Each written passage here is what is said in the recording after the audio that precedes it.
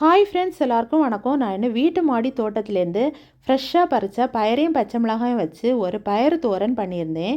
வாங்க எப்படி பண்ணலான்னு பார்க்கலாம். அதற்கு பயரை இது போல் குட்டி குட்டி பீசஸாக கட் பண்ணி எடுத்துக்கலாம்.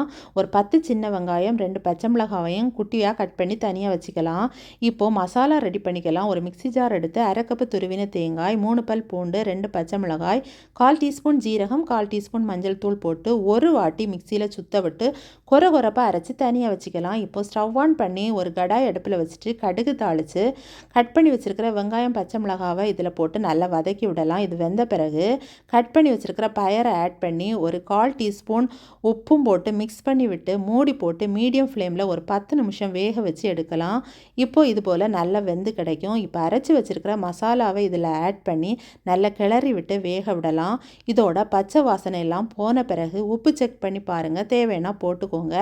இப்போது ஸ்டவ் ஆஃப் பண்ணி இறக்குனீங்கன்னா சுவையான பயறு தோரன் ரெடி. ட்ரை பண்ணி பாருங்கள். பிடிச்சிருந்தா லைக் பண்ணுங்கள், ஷேர் பண்ணுங்கள், கமெண்ட் பண்ணுங்கள். மறக்காமல் என் சேனலை சப்ஸ்கிரைப் பண்ணுங்கள். தேங்க்யூ ஃபார் வாட்சிங்.